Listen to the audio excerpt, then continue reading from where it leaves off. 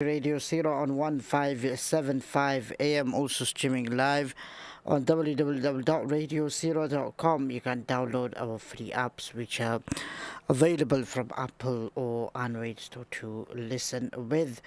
Yes, inshallah, in today's program, as we all know that we're going through the 10 days of the Hajj, which are of course blessed days, and we'll be looking at the sacrifices of Hazrat Ibrahim alayhi salam, who was Khalilullah, the friend of Almighty Allah subhanahu wa ta'ala. So let us look at how it all began, how it all started, and the various sacrifices that Ibrahim alayhi salam had to undergo, had to go through. Quran mentions many of this, as we all know that Ibrahim alayhi salam had to go through immense sacrifice, and this is how he became to be a close friend of Allah subhanahu wa ta'ala, Khalilullah. Allah subhanahu wa ta'ala mentions this. Bismillah, a'udhu billahi minash shaitanir rajim. Bismillahir rahmanir rahim. وإبراهيم إذ قال لقومه اعبدوا الله واتقوه ذلكم خير لكم إن كنتم تعلمون إنما تعبدون من دون الله أوثانا وتخلقون إفكا إن الذين تعبدون من دون الله لا يملكون لكم رزقا فابتغوا عند الله الرزق واعبدوه واشكروا له إليه ترجعون وإن تكذبوا فقد كذب من قبلكم وما على الرسول إلا البلاغ المبين أولم يروا كيف يبدئ الله الخلق ثم يعيده إن ذلك على الله يسير قل سيروا في الأرض فانظروا كيف بدأ الخلق ثم الله ينشئ النشأة الآخرة إن الله على كل شيء قدير يعذب من يشاء ويرحم من يشاء وإليه تقلبون وما أنتم بمعجزين في الأرض ولا في السماء وما لكم من دون الله من ولي ولا نصير والذين كفروا بآيات الله ولقائه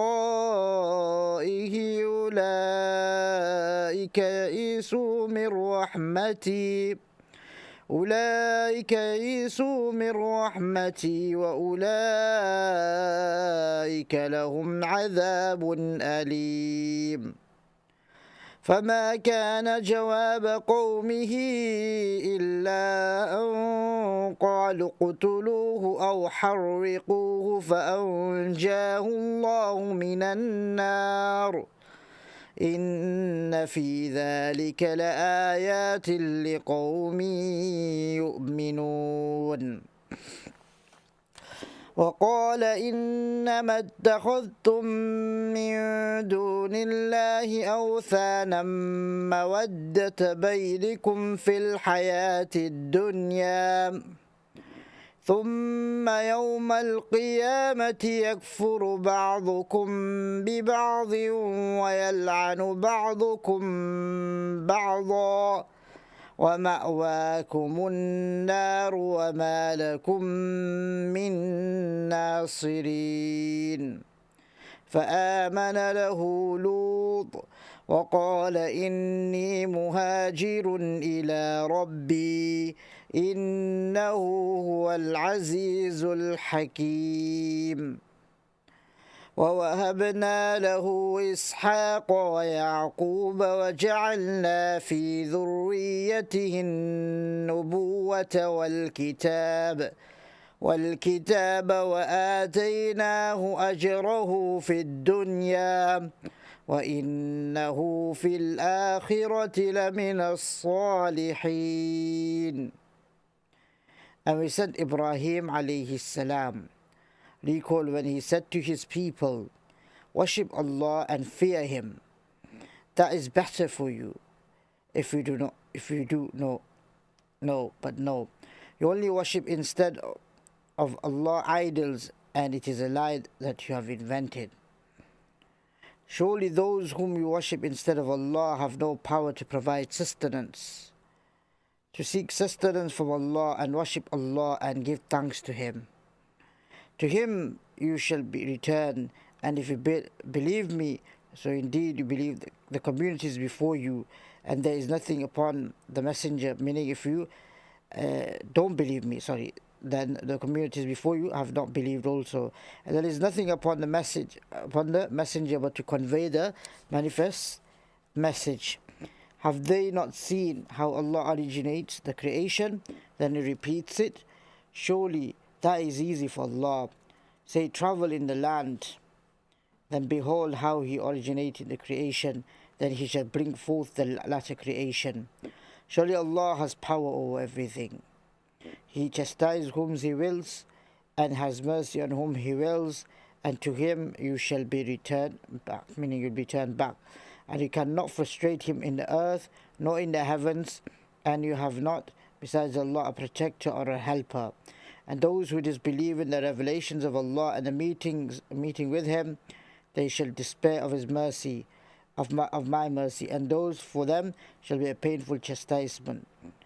So there is no answer of Ibrahim alayhi salam's people except that they said, slay him or burn him. Then Allah delivered him from the fire. Surely in that are signs for a people who believe. And He said, you have only taken to yourself idols instead of Allah, out of affection between you in this life of this world. Then on the day of resurrection you will deny one another, and your abode will be the fire, and there will be no helpers for you. And Lut believed in him, and he, Ibrahim alayhi salam, said, surely I will flee to my Lord. Surely He is the mighty, the wise. And we granted him Ishaq and Yaqub, and we assigned the prophethood and the book among his progeny. And we gave him the reward in this world, and surely in the hereafter he shall be among the righteous. Then the Quran tells us about the argument of Sayyidina Ibrahim alayhi salam with his father and his people. In fact, the first invitation of Sayyidina Ibrahim alayhi salam was to his father, who was one of the worshippers of idols. He was the most deserving of people to whom sincere advice was to be given. So it is in Surah Maryam, verse 41 to 48, that this aspect of Ibrahim alayhi salam's life is discussed. He advised his father that instead of following the way of shaitan and worshipping the useless stone idols, he should worship Allah, the compassionate, and save himself from the punishment of the Day of Judgment. But his father retorted, are you averse to my gods? If you desist not, I shall stone you, or so depart from here. So Ibrahim alayhi salam, Prophet Ibrahim alayhi salam returned, prayed for his peace, and assured him that he would seek Allah's forgiveness for him. He told him that he would withdraw from all of them, as also from their worship, meaning that they only worship Allah subhanahu wa ta'ala. When Sayyidina Ibrahim alayhi salam prayed for peace on his father, he made it clear that he had no evil designs against him, and his intentions were pure.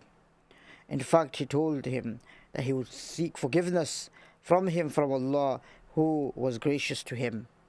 Indeed, he fulfilled his promise and sought forgiveness for him when he made a supplication to Allah, but it became clear to him that he was the enemy of Allah.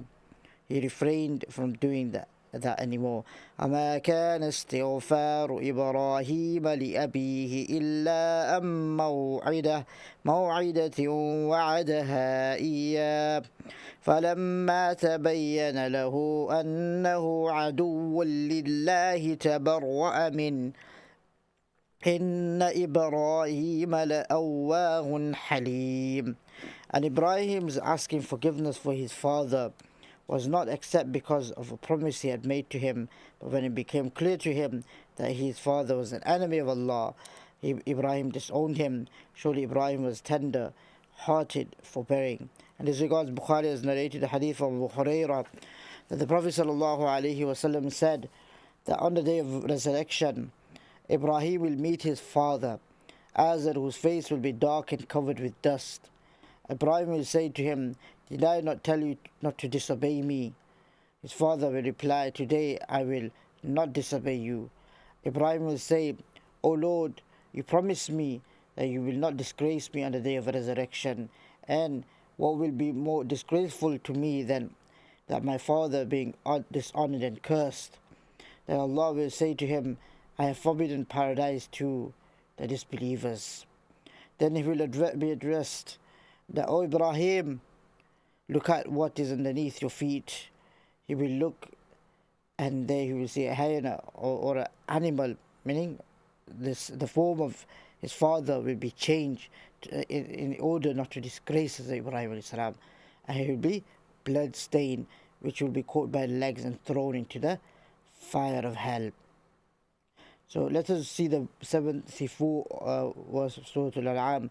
وَإِذْ قَالَ إِبْرَاهِيمُ لِأَبِيهِ آزَرَ أَتَتَّخِذُ أَصْنَامًا آلِهَةً إِنِّي أَرَاكَ وَقَوْمَكَ فِي ضَلَالٍ مُبِينٍ.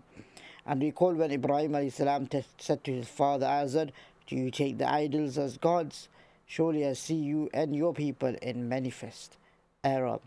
Azar, but most of the genealogists, including of the Abbas, asserts that his name was Tariq, as stated in the beginning.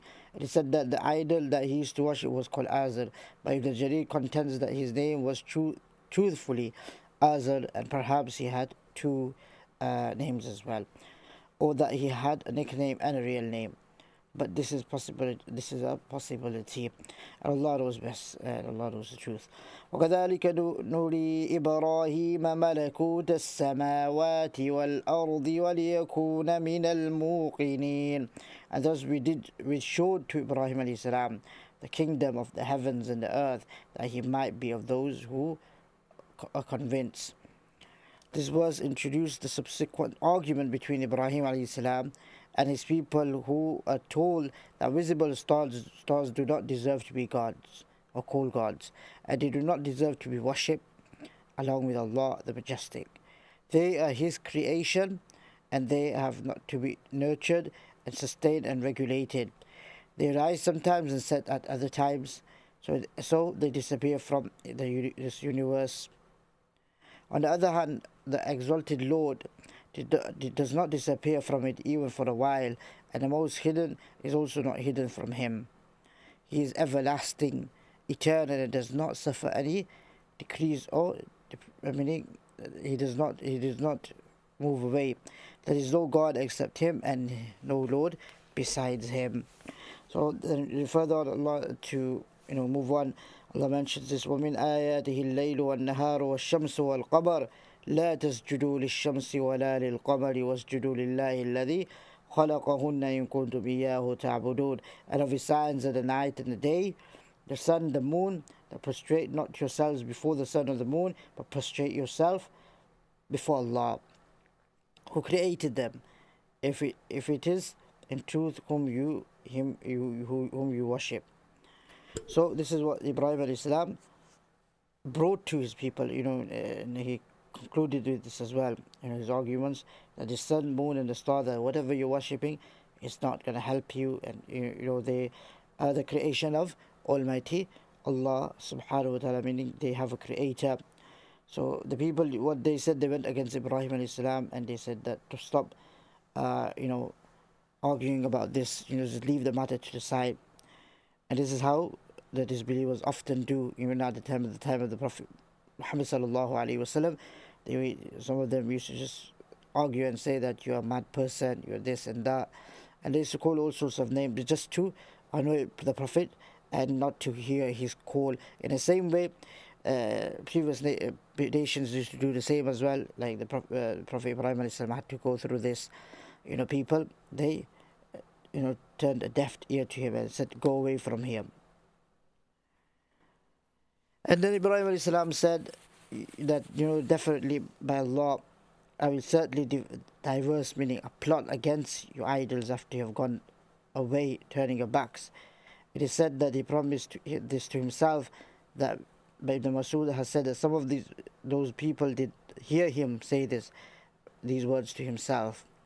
Now they had a yearly festival which they all participated, and it was held at the outskirts of the city. So Sayyidina Ibrahim alayhi salam, father invited him to and asked him to accompany him, but he just said, he just made something up. I am not well. And according to the ulama, the scholars as well, that sometimes you can lie to get away with if there's any fitna or anything like that. فنظر نظرة في النجوم فقال إني سقيم. Then he cast a glance at the stars and said, "Surely I am sick." This was a point he hoped he could obtain thereby his objective of breaking down the idols and helping the true religion of Allah. The idols deserve to be broken into pieces, and the false religion should be disgraced. When all people went away to celebrate the festival, he remained behind in their hand, and he went quickly towards the idols, breaking all of them, except he left only one, just to deceive the people, just to make it seem like, okay, the big one must have attacked the rest. من فعل هذا بآلهتنا إنه لمن الظالمين. Who has done this to our gods? Surely he is one of the evildoers. So when the people came back, they realized that something big has happened. Now that's it. So they started to say, "Man fa'ala hadha bi'aliyatina." Who has done this to our Lord? He's definitely a transgressor. Definitely needs to be punished. So there was a clear proof that if they had sense to understand that the gods whom they worship could not defend themselves, they remember their youth, contempt and scorn when the Ibrahim alayhi salam had stayed behind and done the damage.